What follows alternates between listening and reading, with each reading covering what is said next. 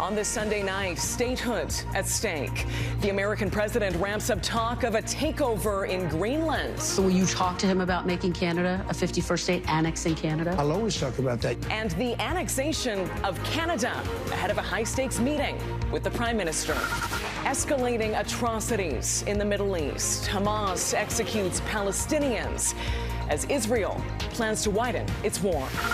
Plus, Lytton's new beginning. The BC town back on the map after being decimated by a deadly wildfire.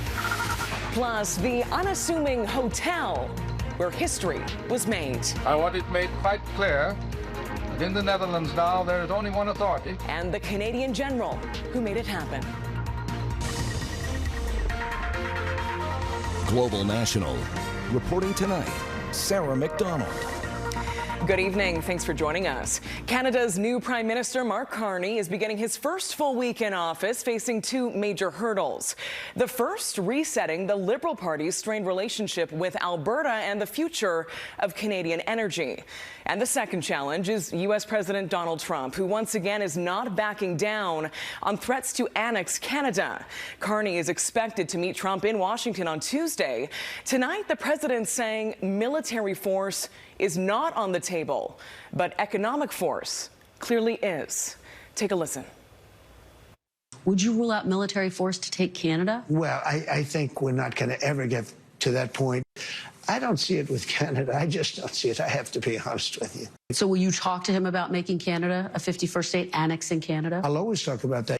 We don't need their cars. In fact, we don't want their cars. We don't need their energy. We don't even want their energy. We have more than they do. Now, most of those claims are false. On energy, refineries in the U.S. Midwest are equipped to take Canadian crude from Alberta, and retrofitting them, again, would take time and money.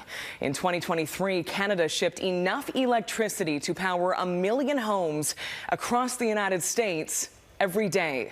Now, the newfound animosity under the Trump administration has sparked a desire by leaders in this country to develop homegrown energy resources. Heather, Yourex-West has our top story tonight. As the weather warms up across the prairies, there are signs that one of the country's frostiest political relationships could be poised to thaw.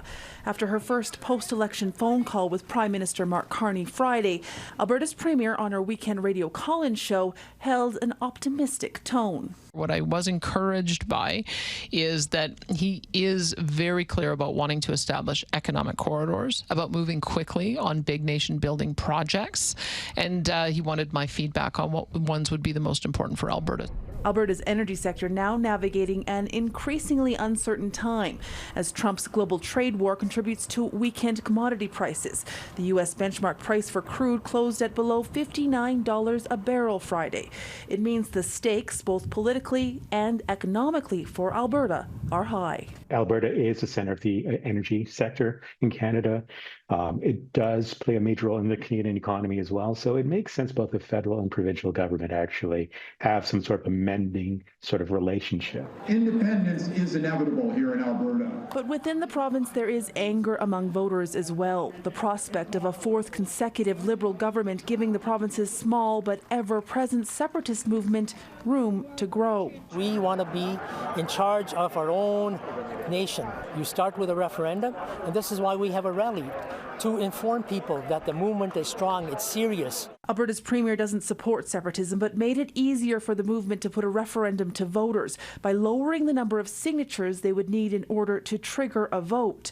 She will speak directly to Albertans in a rare afternoon address on Monday at 3 p.m. local time online, not during the supper hour on television, as has been her usual practice. This seems aimed at the Eastern time zone, so the supper hour in Toronto can watch it. The province says the Premier's address will outline the province's path forward with the federal government, a day before Mark Carney attempts to chart a new path with Trump's United States. Heather, Yourex-West, Global News, Calgary. In Nova Scotia tonight, it is day 3 of a desperate search for 2 children who have vanished in Pictou County. Lily and Jack Sullivan's 6- and 4-year-old siblings were last seen on Friday morning. Police believe the pair wandered off from home with no evidence of any abduction. Global's Mitchell Bailey has more once again on the ongoing search efforts. It's now day 3 in the search for Lily and Jack Sullivan, who were first reported missing on Friday morning. Search crews continued looking throughout the woods in the Pictou County community of Lansdowne Station overnight, with no intentions of slowing down on Sunday. About 160 search and rescue volunteers are on site, pushing ahead through rainy and foggy conditions. They're looking for 2 siblings, aged 4 and 6, who were said to have wandered off from their home on Gairloch Road in Lansdowne Station Friday morning. They were first reported as missing to the police around 10 a.m. Police say there's no evidence to suggest the kids were abducted, adding that personnel will continue to expand the search area. There was at one point a possible footprint identified, and based on that, the searchers have now started doing grid searches around that area just to expand to see if there's anything from that. So, the 2 DNR helicopters and 4 drones that are active in the area have technology that can identify body heat. While the helicopter's radar can't see through trees, the drones have more flexibility in scanning hard-to-read areas. The Provincial Emergency Alert System was activated Saturday afternoon, notifying the surrounding area of the missing children. A vulnerable missing person alert was sent out on Friday. An Amber Alert was not activated as police say the children were not believed to have been abducted. We're still continuing with the missing person investigation. We still believe that they left their house and wandered off, and we're trying to bring them home. RCMP say Halifax Fire has provided several heavy urban search and rescue dogs to assist with the mission. Lily Sullivan is described as having shoulder-length light brown hair and could be wearing a pink sweater, pants, and boots. Jack Sullivan has short blonde hair and was wearing blue dinosaur boots at the time of his disappearance. As of now, police say there's no plans to end the search, as crews are set to continue working into a 3rd consecutive night, operating around the clock in hopes of bringing Lily and Jack back home. Mitchell Bailey, Global News, Lansdowne Station, Nova Scotia. Israel's security cabinet is voting to intensify its military operations in Gaza.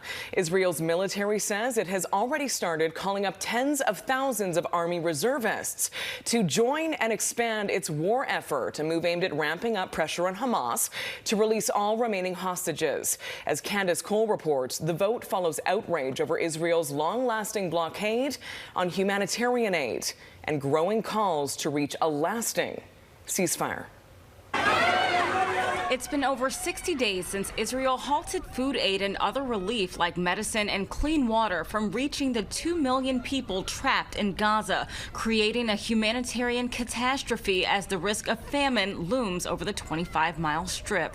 As supplies run out, doctors and aid groups continue to raise the alarm that more and more people are dying from hunger and preventable disease due to a lack of critical aid. Just last week, a ship run by the NGO Freedom Flotilla Coalition carrying aid en route to Gaza was hit by drone strikes, which the group believes Israel is responsible for.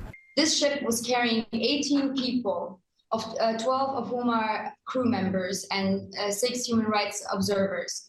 The ship was also carrying much-needed humanitarian aid to Gaza. Israel halted the delivery of aid to Gaza back in March as ceasefire negotiations broke down, demanding the release of the remaining hostages being held by Hamas. Now, Israel is reportedly planning to activate thousands of reservists as part of a plan to increase pressure on Hamas. A plan that has consumed the families of the remaining hostages with, quote, overwhelming anxiety, according to this post on X by the Hostages and Missing Families Forum. As those rallying to see their loved ones returned home fear what may result from further escalation.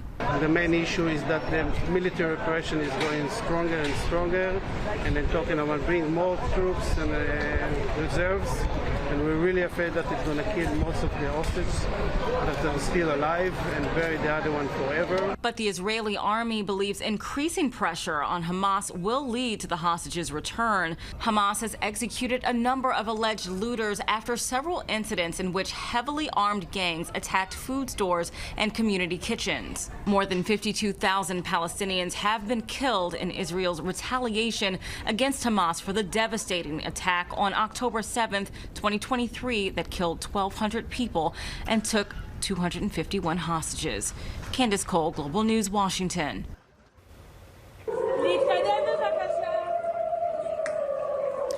And Benjamin Netanyahu is vowing to retaliate after a missile launched by Iran-backed Houthi rebels in Yemen struck the grounds of Israel's international airport today. The attack briefly halted flights and caused panic inside the airport. The missile left a large crater near the airport's access road and was fired just hours before Israel's cabinet held the vote to expand the offensive in Gaza. According to Israeli media, 4 people were injured in the blast, but none of them seriously. In the United Kingdom, 8 men, including 7 Iranian nationals, have been arrested in 2 separate anti-terrorism raids. London's Metropolitan Police says 5 of the men were arrested at various locations across England on Saturday, part of a probe into an alleged terror plot to attack an unspecified target in London. 3 other Iranian men were arrested in London on allegations relating to a national security offense in an unrelated investigation. Coming up, the wildfire emergency northeast of Edmonton. The fight to beat back flames burning out of control. Plus, rising from the ashes in Lytton, the BC town nearly wiped off the map by wildfire. Rebuilds. Wildfire season is starting to ramp up in Western Canada. James Smith Cree Nation in northeastern Saskatchewan ordered an evacuation of some homes in the path of flames on Saturday. And in Alberta, strong winds whipped up another fire northeast of Edmonton. That fire is now burning out of control at roughly 400 hectares in size. Late yesterday, one rancher lost his home. By the time we got here, it was coming across the bush. It was, I don't even know. There's nothing you can do. House is gone, barn's gone, shop's gone. I mean, all in an instant. So nobody was injured and all of the farm animals were safely removed. In Lytton, British Columbia this weekend, a tiny museum dedicated to the history of Chinese immigrants is marking a triumphant return. The museum was destroyed in that devastating heat dome in the catastrophic ensuing wildfire in June of 2021. And it wasn't just the museum. Dozens of properties, including the mayor's home and the town hall, also went up in flames. Julia Foy reports on Lytton's long road to recovery. This is the main floor. It's a new beginning for Denise O'Connor, who's moving into her recently built home in Lytton, BC. So this is such a positive day. It is a very positive day. We've got to leave town. The town is on fire. On June 30th, 2021, when the temperature flared to 49.6, the entire village was almost wiped out by a massive wildfire. 2 people lost their lives. 112 homes and businesses were destroyed, including O'Connor's. This was my home. Yeah, we lived here for 30-something years. Global National visited O'Connor after she became mayor of the community. We haven't started rebuilding yet. It's just unbelievable and hard to imagine. Almost 4 years later, the blocks of broken and burned homes are slowly being rebuilt and hope reborn. There were times I wondered, I did, but here I am, and that's a good thing. A little museum in the heart of Lytton has also been brought back to life. It's a very positive thing. And having the museum open here, Ornis Museum, is another reason people can come to Lytton. Dozens of people lined up to visit the Lytton Chinese History Museum.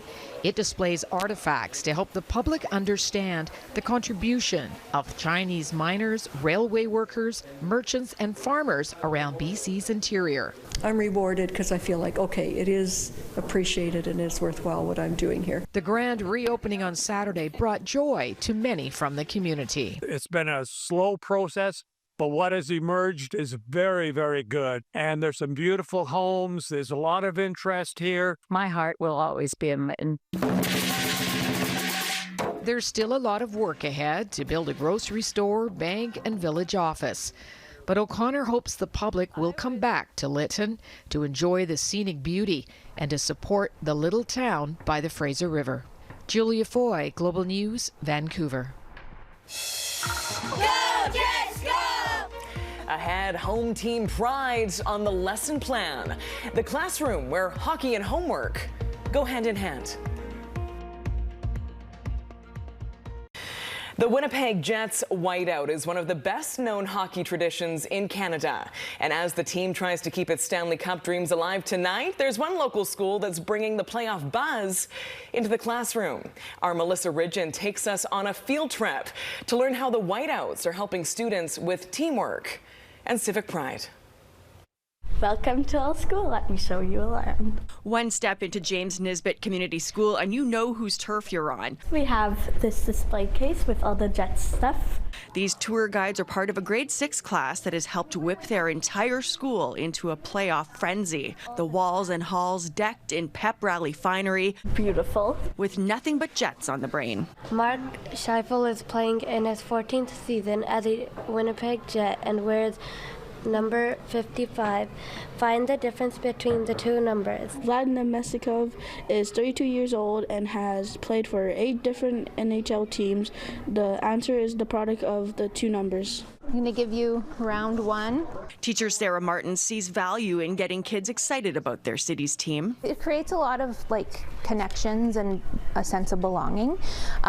There's a lot of newcomer families in this area, first generation kiddos or have just come here themselves in the last year or two, and it's a great way to connect, even if they're not hockey fans. Beyond Jets-themed reading, writing, and math assignments, students are scoring big as philanthropists, too. They set a goal of raising $500 for the True North Youth Foundation, a Jets-affiliated organization that supports activities and wellness programs for underserved youth. Selling $1 raffle tickets for Jets goodies, the team donated. In just the first round of playoffs, they're already at $640. Now that you've crushed your goal of fundraising, are you setting a new goal? Maybe we should. We haven't set one yet, but I really think we should. Maybe like 1,000. All these marketing and promotional materials will be updated. As long as the Winnipeg Jets continue their playoff journey, these super fans will keep their giving streak going too. Go Jets, go! Go Jets, go! Melissa Ridgen, Global News, Winnipeg. I want it made quite clear that in the Netherlands now there is only one authority. Next, revisiting an old hotel that changed the course of history, where a Canadian officer forced an end to Nazi rule 80 years ago.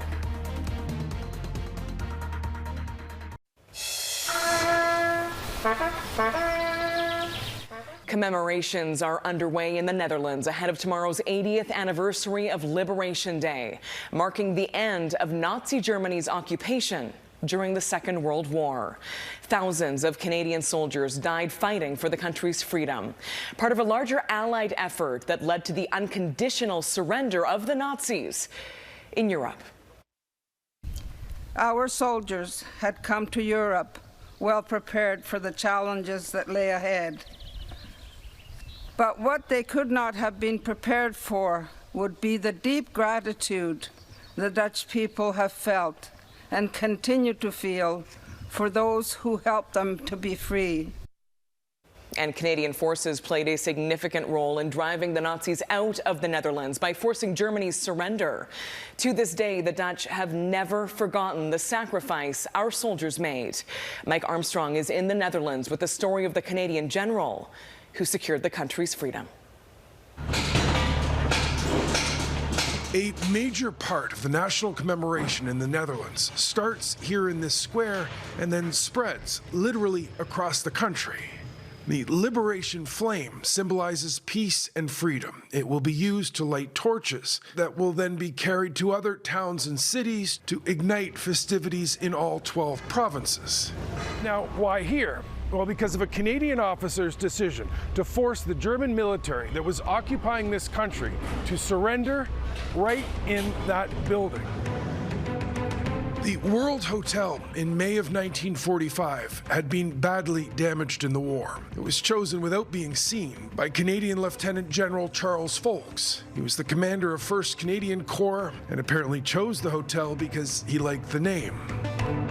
Now, the Germans were on the verge of surrendering in Europe, but Foulkes wanted them to do it officially in the Netherlands at the World Hotel first. The Dutch prince was on hand, representing the government in exile and the Dutch resistance. Foulkes summoned the top Nazi general in the Netherlands, Johannes Blaskowitz. At first, Blaskowitz sent his second in command, but Foulkes said that wouldn't do and ordered Blaskowitz to appear. The meeting took place right in this room. To this day, the hotel calls this the Capitulation Lounge. Folks and the prince sat on one side of the table, the Nazis directly across on the other. I want it made quite clear that in the Netherlands now there is only one authority and only one person who will issue orders. That is myself, and I will issue my orders to General Blatzewitz, and he will issue his orders to his own chapel. There was no bargaining, there was no squabbling, it was unconditional surrender, and the terms will be dictated to you. Now sit down. This is a tone that they want sent out to the world. They want to make sure that the world knows that the Nazis are defeated and they're not coming back. Now, that Nazi general would end up charged with war crimes. He killed himself while awaiting trial at Nuremberg. But 80 years ago this week, he signed a paper and surrendered to a Canadian general. The Netherlands prince inspects the guard of honor. Folks and the prince returned to the hotel a year later for the first anniversary on May 5th, but the actual document was only signed the day after the meeting on the 6th, according to some reports, because no one could find a typewriter. But it's the day of the meeting that's celebrated as Liberation Day. And it's the World Hotel that's considered the birthplace of Dutch freedom. That hotel, by the way, is located on General Folks Street. Mike Armstrong, Global News, Wageningen, the Netherlands.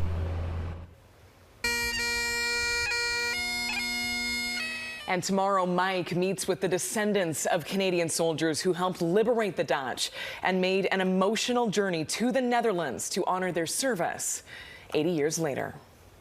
That is Global National. I'm Sarah McDonald. Tonight's Your Canada showcases Nanu's Bay, BC, Minton, Saskatchewan, and Wentworth, Quebec. Thanks for watching. Have a great night.